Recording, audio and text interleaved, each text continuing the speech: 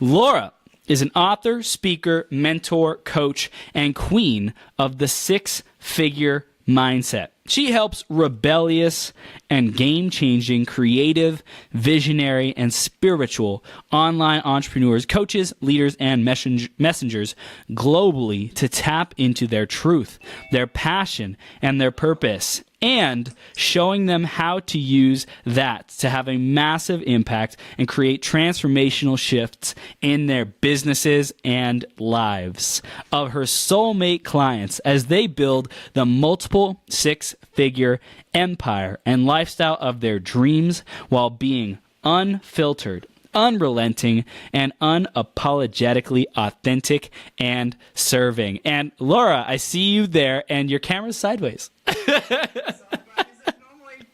I get confused between Facebook and Zoom, which one I can sideways and which one I can't. Awesome. Are you ready? Are you ready to rock and roll, Laura? Because we're about to have a lot of fun, definitely. I am. I was at Suicidal Tendencies show just a couple of hours ago, so yes, I'm ready to rock and roll. Oh my gosh. Laura, we're going to have so much fun. I can feel it already. Oh my gosh. Thank you so much. You're now live on Becoming Your Greatest Possible Self. Thank you for taking time out of your schedule to share these six-figure mindset secrets and paradigm shifts and belief shifts with our audience here today. Thank you. Beautiful. Thanks so much for asking me on, Chris. It's a pleasure. Yes, we're going to have a lot of fun. So let's dive right into the question of the day, which is leap before you're ready. Laura, how do you relate to this concept and the life philosophy of leap before you're ready? But you're never ready, so waiting until you're ready is like waiting for tomorrow to come, and tomorrow never comes, right?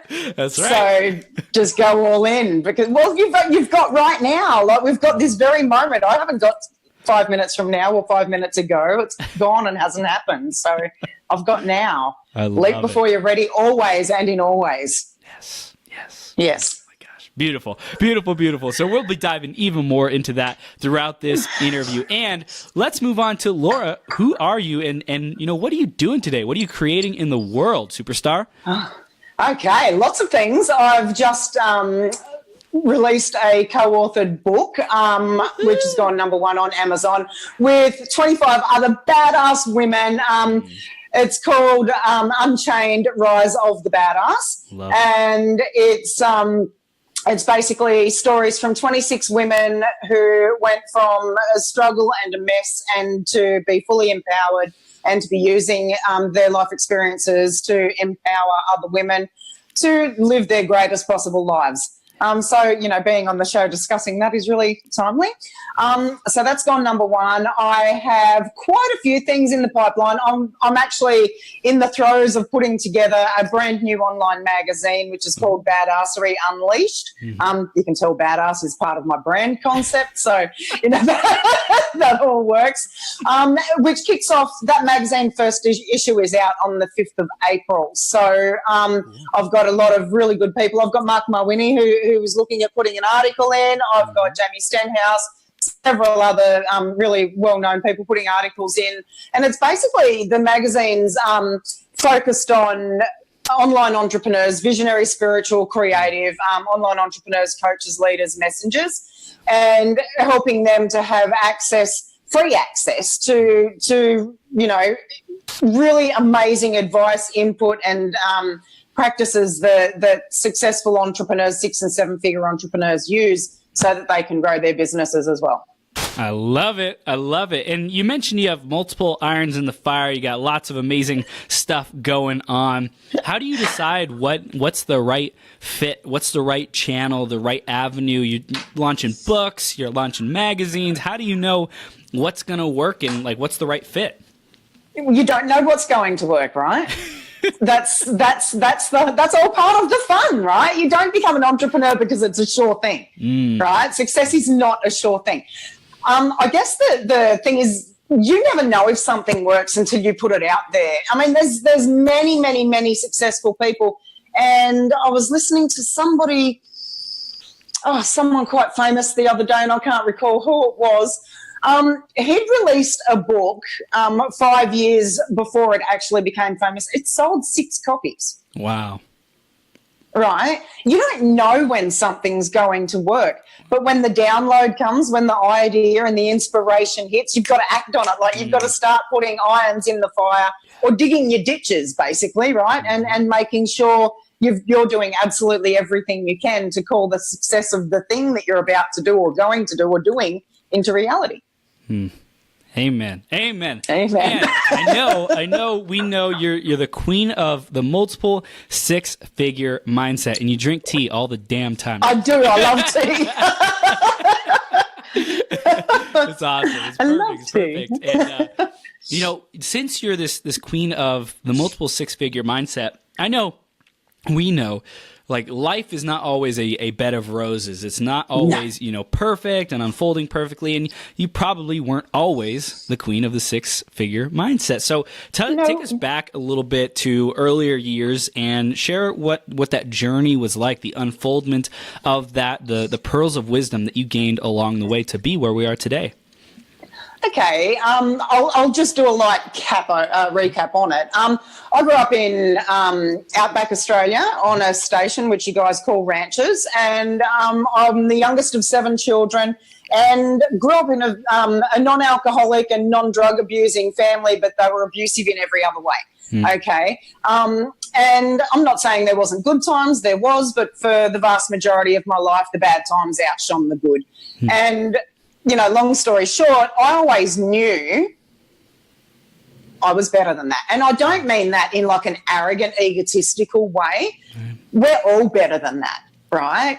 I always knew I was better than that, and I was always seeking that out, always searching for that. And I was fortunate when I was a teenager that I had a really good friend who is still a friend to this day, who had a really loving family. And I don't mean loving as in like all mushy and like over the top, just a really normal, natural, organically loving family. And I was able to see the polarities quite transparently between my family and theirs. And I liked it. I liked what I was seeing. And so I started seeking out how I could become that person. So by the time I was 14, 15, I was already like starting to go into this, not the mindset journey that I was aware of, but like into the PD, into the personal development of things. Anyway, I got pregnant at 19, married at 20, had another child at 21, divorced in my early 30s. And again, that marriage was very abusive. So I had a lot of harsh lessons to learn, but I think, going through life, like things are conditioned into you, right? They become almost like ingrained into your DNA, and you have to unearth them and uproot them and dissolve them at a cellular level. And that's what I had to do with a lot of the violence and the anger and all of that sort of stuff that I was raised around, hence why I married into it, right? And I left that and I decided I'm never, ever going to be that person again. So I've gone on and so for the last 9 years, I've been divorced a lot longer than that, but for the last 9 years, I've been in online business, and I started a virtual assistant company because I got made redundant twice for the first time in my life. Never, ever been fired. And I thought, well, I'm better than that, so I'm just not ever going to work for anybody ever again, and I haven't.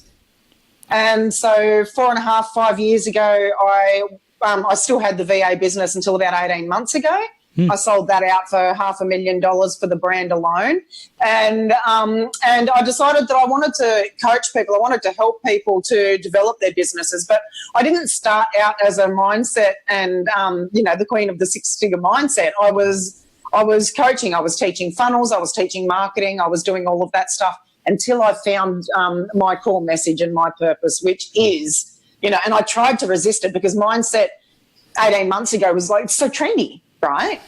And I'm not a trendy person in that I don't jump on a bandwagon. And so I resisted it like hell. And then it's like I just said to my partner one day, I said, Dan, I just cannot not do this anymore. And my business just flipped like crazy and it catapulted and it's been amazing. And not that it's just been 18 months, don't get me wrong, but it's been a lot more. But, and there's been trials and tribulations all along because there's always ups and there's always downs. And, you hit upper limit problems and you've got to work through those and you come back down. And, so long story short, and now I'm here. Beautiful. Beautiful. I love it. I love it. So I want to dive into more of that, like the last 18 months, because that's been a huge, transition period. And a lot of people are in that process of, they're having some things that work, but it may not be at the level that they really know that they're capable of. So what did you have to do to open yourself up to make that shift, to take that leap, so to speak, into what you knew was your calling, was your secret sauce, was your message? Yeah, I had to own it first and foremost. And I had to do that unapologetically, right? And I had to just fully accept that that's who I am. And it doesn't matter how much I fight that, that's still who I am. Right? While ever I fight it, I'm not ever going to become everything that I'm supposed to be because I'm resisting the person that I am. And, well, that just makes no sense, right? I'm curious, though. You're a very unapologetic person. Like, we get you are like you, unapologetically. Yeah. How did that... I still have flaws, though, right? Yeah. And still have things to work through like everybody else. Wow. You hear that, people? You hear that? You can't tell me that Jim Rohn and Tony Robbins and the like and Brian Tracy and that kind of thing, you can't tell me they don't have things to work through. I mean, before Dr. Wayne Dyer passed away, like he'd been resolving family issues, right? Everybody's got stuff. Yeah. And I think when you just own the fact that we all go through life and we collect stuff along the way, and that stuff actually helps to shape us into the people that we are supposed to become, because we've had to learn these lessons for a valuable reason, perhaps sometimes because we're just too ignorant and we keep beating our head against the wall, right? The universe is opening up doors and we're kicking it shut faster than you can say, hey. You know what I mean? But we've all got stuff. And I think you've just got to own the fact that you're already really fucking awesome as you are.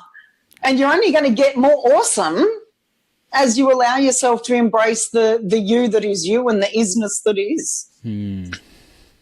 Beautiful. Beautiful. I love it. I love it. And, I could feel that, this is kind of getting esoteric, and I love it. I speak this language. People in the audience, I'm sure, do too. And don't worry, ladies and gentlemen, we're going to be diving into some tactics, some strategies, some real practical stuff as well in this interview. And this is it's the philosophy. It's when we can trust in that, the kind of the euphemisms, the cliche things, and really lean into those and say, you know what? You're right. You're right. On the other side of fear is all that I ever wanted. And if I just live that freaking mantra and say that to me every single time something comes up or a fear comes up or I'm about to have a conversation that is making me wet myself, we will experience that breakthrough. So I love that we're diving into this.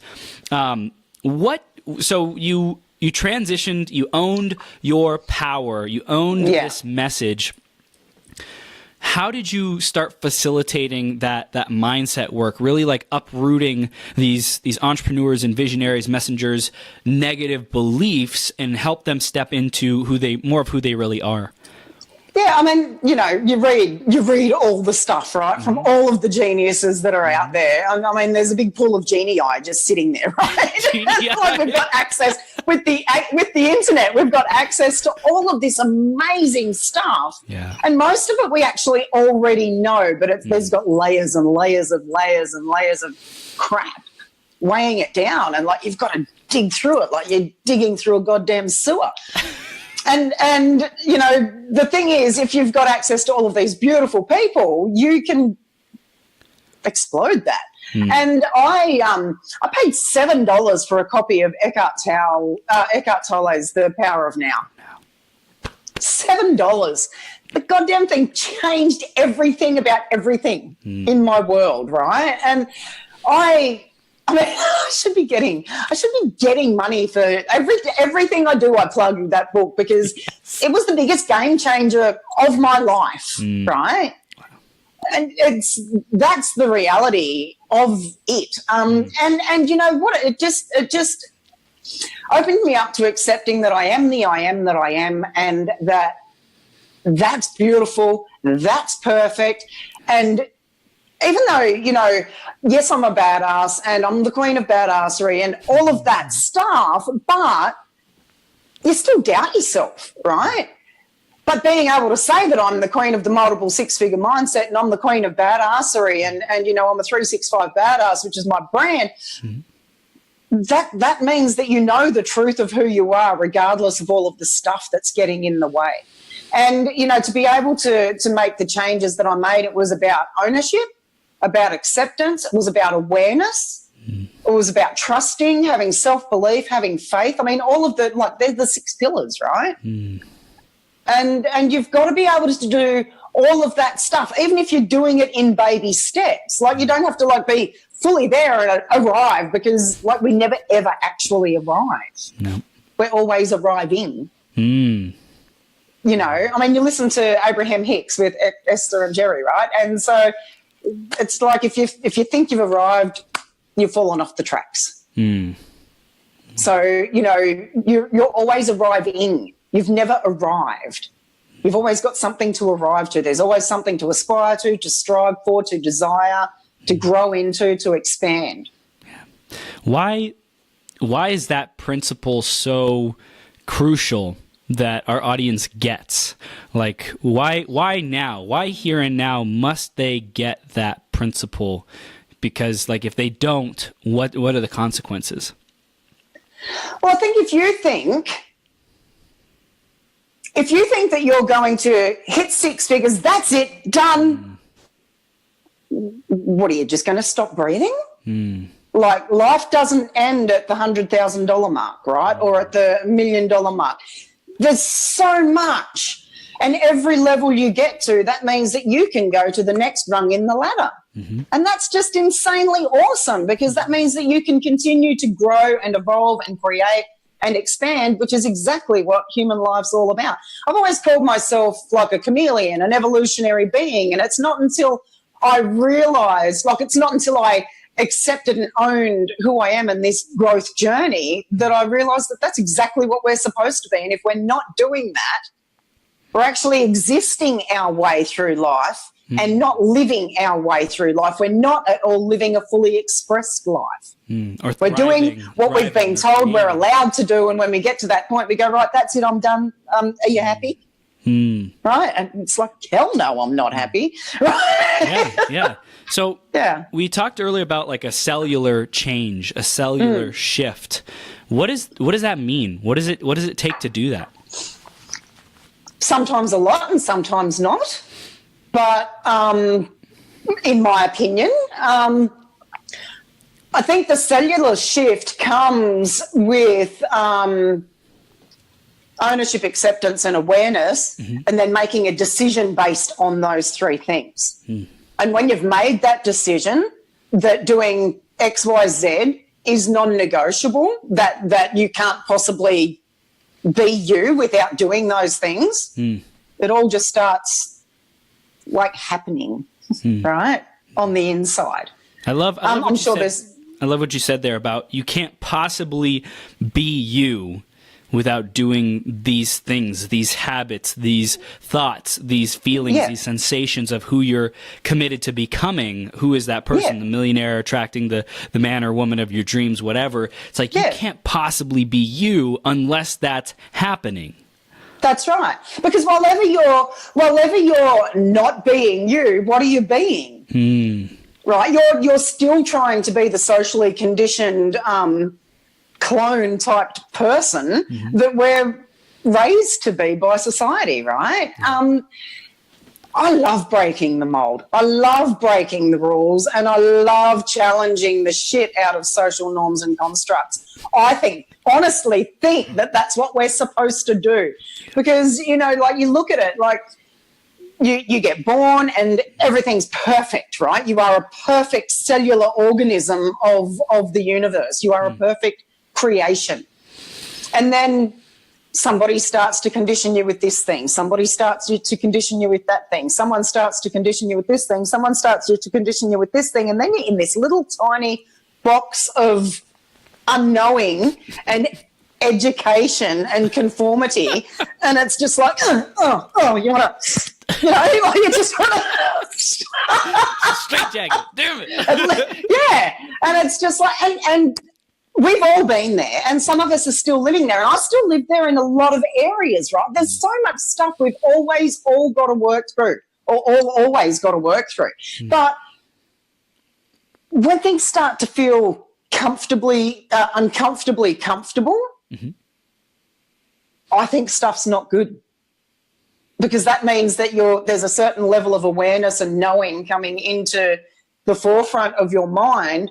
And with that is the little tiny voice of intuition just whispering gently to you that things are about to change again. Wow. So it's like when we get comfortable with being uncomfortable, then we should know that something is about to shift, because it's in our highest and best good to be seeking that uncomfortability, to like ever growing, ever stretching, ever expanding our capacity. Yeah, because let's go back, just a very quick flashback to my marriage, for example, right? It was violent, it was abusive, it was narcissistic, but I stayed. Right? Yeah. Because it was comfortably uncomfortable, because it was familiar. So when things start to feel really familiar, you're doing it wrong. And you need to then start to question what needs to change. And I'm not talking about like on a level of happiness and love and enjoyment and fun and high vibe, because that's just fantabulous always, right? But when a situation that is incongruent and out of alignment with you starts to feel right, you know that it's very, very, very wrong. And all through our lives, we're taught to reside in the space of wrong, because that's what somebody else tells us is right. And I call bullshit on that. Right? Yes. Oh my gosh. So you mentioned about these 6 pillars that you teach. Is there any kind of exercises you can share with us that have made the biggest difference for you or for your clients in relation to these 6 pillars that we can start to implement ourselves? So you're talking about ownership, awareness, and journaling and meditation. Love it to the core of my very being, and back and back and back. Right? Yeah. 5 minutes of stillness. And I know, I tried to learn how to meditate, and then I decided that the moment I stop trying to learn, I can meditate, right? It's not about doing what the gurus say. Right. It's about just sitting and being present with yourself. And one of the biggest things that people think, and I thought for so long, and I sit there and I'd like virtually slap myself. Oh my God, you're thinking again. Stop thinking. You're supposed to think. Thoughts are supposed to come. That's how the intuitive downloads come to us. And that's where this is the thing. Like you asked earlier about how do I know which thing to do when I've got all of these irons in the fire, and I'm doing speaking gigs, and I'm on in magazines, and I'm doing podcasts like this one, and books and programs and magazines and all of these things. How do I know which one's the right one? Generally, it's that moment of inspiration that if you don't really quickly grab it, like in a butterfly net, like it's gone, that's when it's right for you. And that's when it's right for you. And that's when, perhaps it doesn't work right now, but perhaps when you think you've failed at it, you're almost 90% of the way there. All right? So I love that last part, when you think you've failed at it. How do we know when we're off track and it's not going to work out? It's an idea that we should let go of, and we should stop hitting our head against the wall trying to make it work. And how do we know the difference between that and something that is like we're almost there, just keep pushing a little bit further? I reckon if I had the answer to that, I'd be a gazillionaire.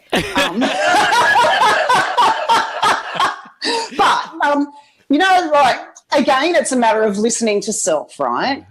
It's a matter of listening to self. Like you can go at it when it's a constant push and there's no ease and flow, release it.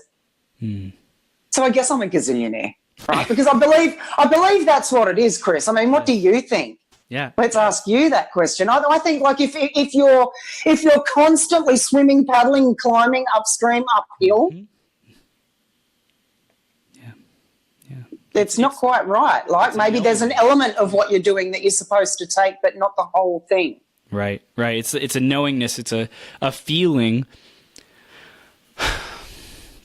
And I think that a lot of people deny the feeling. They deny, is this my intuition or is this just doubt creeping in? And I think one of the biggest challenges that people have is like, how do I know the difference? It's the doubt of, am I really doubting this or is this my intuition? So it's not only like just the doubt of the first layer, but it's the doubt of is this really doubt or the uncertainty of, should I keep going or is it doubt? Yeah. I think that's one of the biggest intuition is the wise, quiet one, and doubt, fear, and ego is the loud, drunk one, right? Wow. It's like you go to a party and you got all the rabble rousers, all the loud girls, loud guys, and they're all doing this and they're all doing that, and then you got the quiet little people on the other side, and nobody wants to go and talk to them, right? Don't want to talk to them. They're quiet and they're awkward and they don't belong here in this noise. When they actually do, and or one of the best ways to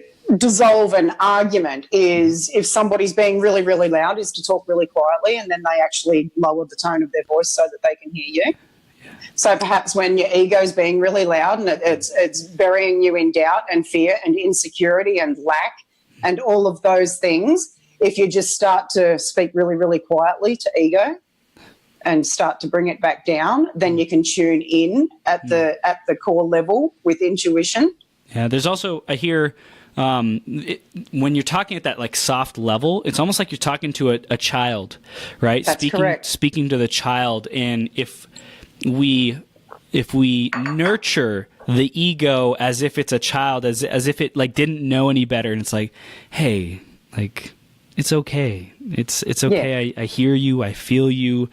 I sense you, I acknowledge you're there, and like right now you're just really not serving me. It's like it's coming with kindness rather than resistance. It's coming with acceptance and embrace and oneness rather than stay away and fear and resistance. Because I mean, people talk about good versus evil. I talk about light versus dark, right? And the ego is dark. Whereas intuition is light, and we've all got both. Yeah. And this is something that I just love. So many people refuse to embrace the fact that we've got both. But when you can look at the dark and then come back into the light, like that's so powerful. That's so powerful.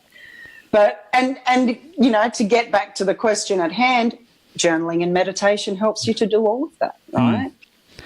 And the thing is, when you're meditating, you're not doing that to be a people pleaser, right? You're not doing that for the sake of anybody else or any other thing, and you shouldn't be ever doing anything to please other people if it doesn't please you first. I'm all about being self-serving and selfish, and I mean that with the most amount of love and kindness, because if you're not self-serving and selfish, you can't serve and give at the levels that we are born to do so. That's my personal belief. Yeah. And so meditation and journaling is a very selfish practice because it's all about you. Yeah. But too often in life we make it about everybody else and forget that if without us nothing else matters anyway. Quick question. Do you feel, because I love this light and dark thing that's like, oh my gosh, this is my jam. Do you feel that most people are resisting their darkness and refusing to acknowledge it and deal with it or accept it, embrace it, that kind of thing? Absolutely. And I did for so goddamn many long years. And because we're burdened with this guilt and shame about our truth, right? So for me, it was the abusive family, and then, the horrible, ugly family that was all darkness more than it was. Well, it wasn't all darkness, but, let's say 80% darkness, 20% light. My marriage, which was 80% darkness, 20% light. And the thing is, it's the light in those things that keeps you there, right? Because we're attracted to the light. Like, we're no different to a rat in that, right? We're attracted to the light, but a rat lives in the dark. Okay? Your darkness is where your greatest lessons and awareness and knowings live. That's where they come from. So if you can look into your darkness and see the light that is being reflected back from that, the lessons, I mean, there's gold in that stuff, right? Like, there's magic in that. What is And I think, Go ahead. sorry. Good. Oh, I think to be able to be happy, to be able to be fulfilled, to be able to be enjoying life, to be thriving, to be successful, to smash 6 and 7 figures and be all of those things at the same time, you've got to be able to embrace and accept and own and love yourself in all of the ways. Yeah. What's a practical way, talking about journaling, meditation specifically, what's a practical way to address, speak to, relate to, how do we deal with that darkness? What would you recommend in a journaling practice to deal with the darkness, to transmute it into power rather than something that we're ashamed of or disempowered by? Beautiful question. I love that. I think write a letter to it and burn it is like, don't write it in your journal, but write a letter to your fear. Write a letter to your insecurity. Write a letter to your doubt and just say, I see you. I see all of you, and I understand you, and I love you, and I appreciate you, and I value you, right? Along the lines of that, like letting you know that it's actually okay to be what it is, because we actually need all of that stuff to be us, to be whole, to be complete. But I think letting it know that it's okay for it to be what it is, but that it's a small player in the game. And don't forget to tell it that it's a small player in the game, right? Because the thing is, decision, action, awareness, knowing, ownership, awakening, all of that stuff, trust, truth, self-belief, faith, they're driving the car, right? Fear, resistance, lack, limitations, limiting beliefs, they're like bananas being stuck in the exhaust pipe, right? You're pressing on the brake. Yeah. And it's just like, but, you've just got to let them know their place. It's like, I see you, and that's okay, and I own you, and I appreciate you, and I respect you. And you know what? I'll even go as far as to say I love you. Because I know that without you, I would not actually be the me that I am, the I am that I am. But what I also know is that you're a small player in the game, a valuable player, but a small player. So I just want you to respect and appreciate your role in this and take that back seat and put your seatbelt on, because this is going to be a wild ride. Yes.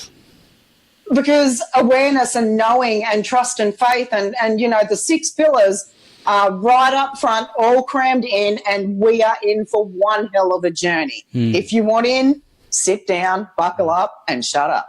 Yes.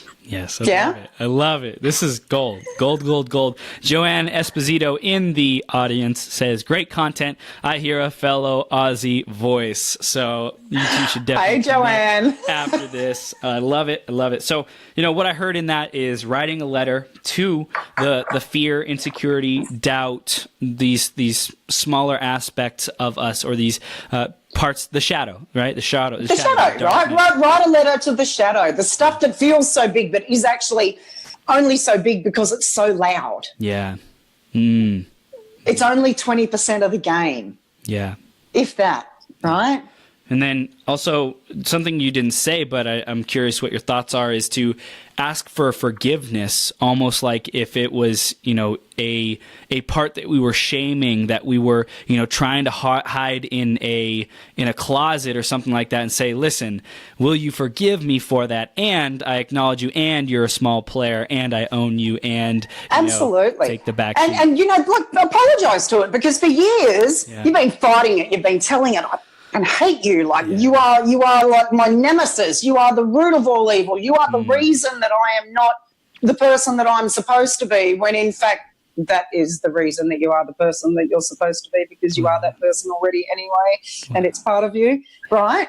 So give it love, right? Tell it you're sorry for disrespecting it, tell it you're sorry for mistreating it, tell it you're sorry for not valuing and appreciating what it brings to the table. Man, I love it. I love it. Burn that, right? That's what I do. I get my clients to write a letter to all of these things. It's so therapeutic. It is so therapeutic, and it makes a massive, massive, massive difference. Yeah. One of the things that I discovered... Sorry, the thing is, if you write it in your journal's full of all of your hopes, dreams, and aspirations. You don't want to be putting that in your journal. You don't want to be holding on to it, because you sure as shit don't want to go back in 12 months, 2 years, 10 years time, look at that and go, oh my God. You don't want that. Like, you want to burn it and release it and let the universe work its magic and dissolve any traces of it. One of the other things that I think would even more amplify this, I went through a coaching session, and this woman asked me, like, are you ready for this session to make the difference for you? Because I had a belief that, all the coaching that I go through doesn't make a difference for me, kind of thing. And I just like to make things difficult. Wonder why that happens, right? Wonder why it doesn't work. So when you're going into this exercise, for everyone doing it, amplify it even more by saying this letter has the power, writing this letter, doing this exercise has the power to release you to like you were saying about that upper limit. And I want to dive into that even more. It has the power to break you through that upper limit that you have been experiencing. Like, on the other side of this letter is everything that you desire, and set that, intention, set that direction for where you're going. Can I just reframe that a little bit? Please. Instead of saying this letter has the power, through this letter I give myself the power too. Because you're in charge, man. And this is what I always say to people, they're entrepreneurs and they're letting other people call the shots. It's like, oh no, don't be doing that. Stop. You're in charge. You make the rules. You create the boundaries. You create the guidelines. You dictate the terms. Wow. And the letter doesn't dictate the terms you do. You give the letter the power that it has. Wow. You authorize it to have that power, yeah? Yeah. Wow. Damn. That's good. Good stuff. That's good stuff. Okay. Upper limits. What else do we need to know about upper limits? Because I'm sure a lot of people in the audience are in the multiple five-figure incomes, and they want to break through to that six-figure mindset. So what does that take? How do we acknowledge, recognize those upper limits, and then break through them? Okay. Upper limits, first and foremost, it's like arriving, right? There's always an upper limit. You never arrive, and you've never dealt with every single upper limit. At least that's my belief, and until somebody can give me some really solid information around that being different, I'm open for that. But upper limits are always there, because it doesn't matter at what level to which you have arrived, let's say, even though we never fully arrive, there's always another layer. There's always another level. There's always another bit of shit, right, that you've got to claw your way through. Upper limits, I love them and I don't like them because I love them because they reflect the dark, and they show me the dark, and I don't like them because they show me the dark, right? Yes. But I love them. Upper limits, I said earlier, you asked, like, how do you know something works? And I said, like, if you're 90% done, if you're 90% of the way and you think that you failed, like, keep going. That's an upper limit, right? So you get to that point and everything starts to feel so hard, and you think right now, like, if I keep doing this, my mind is going to explode, right? I cannot possibly do this again. Keep going, because hell yes, you can, right? Upper limits are very much like that, right? And upper limit always happens, but it comes to show you that there is stuff to work through. Honor the upper limit, love the upper limit, embrace the upper limit. They're like this drag queen that has 287 billion different outfits and wears her makeup or his her makeup differently every single time. Right? Love the drag queen, right? But so many different disguises, so many different outfits. It appears in so many different ways, and sometimes it's the same thing, like that same drag queen, dressed differently, until you just go, oh, I see you. You see me, I see you. We're seeing, and I own you, right? So upper limits. I, for example, kept getting to $136,000 a year. And then I'd unravel and have 3 dry months. All right? No one in my family had ever made $136,000. No one had ever made $100,000 a year, right? I'd get to $136,000 and then I'd start self-sabotaging. I'd start doing things that like smoking pot, for example. I used to smoke pot because I'd get to that point, it's like, oh, I've made money now, I can relax and sit back and smoke a joint, and then I'd start smoking joints all day and all of that kind of stuff. So see, I've never ever always been all over stuff, and nobody ever is. We all have things that we need to work through. Mind you, I don't smoke pot now, I'm all over that, right? You saw the patterns. And let me tell you, you asked me what are the things that I had to change? Yeah. That was one of them. Ditch the non-serving habits and embrace the serving ones, right? That's one of the biggest and most badass things anyone can ever do. So, I kept, I'd get to that 136,000. It's like everything's going fine. And then suddenly, I'd start to unravel, and then the sales would start to unravel. And then my upper limits around money would really be starting to be reflected to me, because clearly there was an upper limit around money, because I kept getting to that point and coming right back down. Upper limits look and feel different for absolutely everybody. It might be in a relationship, for example, that you've just had like the most amazing weekend or holiday or a couple of weeks or months with your partner, and then this holy shit argument happens. Right? And instead of talking through it, you're in there and there's pots and pans throwing. Let's hope not. But, there's anger, and there's venomous comments, and there's hate, and there's negativity, and there's a lack of trust, and absolutely no respect and appreciation for the other person going on. Why did that upper limit happen? That's an upper limit because you believe at some level, let's say, that you don't deserve to be happy all of the time. So where does that I don't deserve to be happy all of the time come from, and how can you change that? What are the things you can do right now to make sure that you're happy all of the time? And because, like people say, you can't be happy all the time. Like my partner said to me one day, he goes, babe, you can't be happy all the time. It's like, fuck yeah, I can. Right? Because I choose to be happy all of the time. And let's be completely honest, I have times, right? But where I used to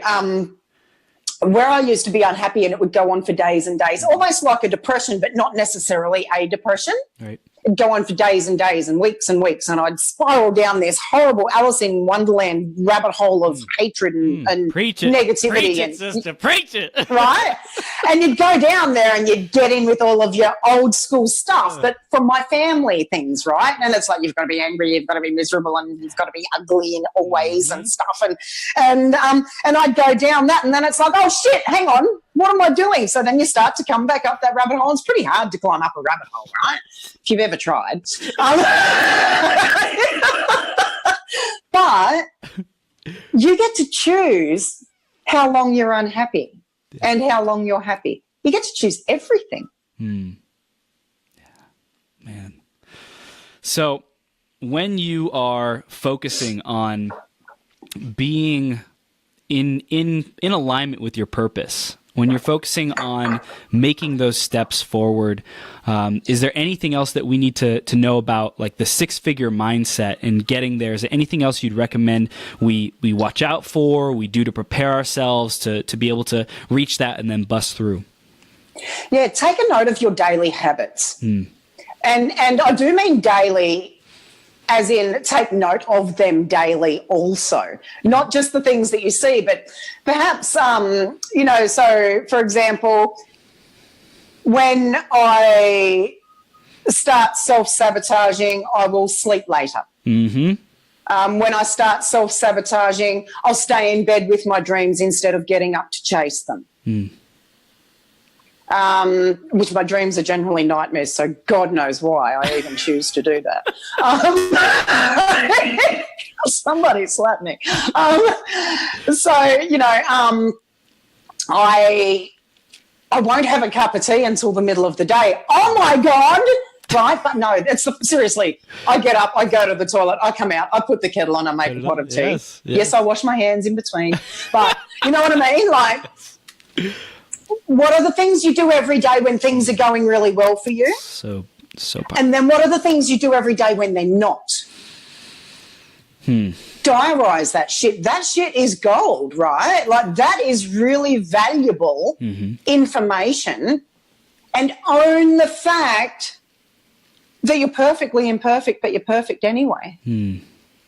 Right? And then start changing those habits, make solid decisions. Don't just say you're going to do something. Don't say, I will, I'm gonna, or whatever. It's like, I am this person.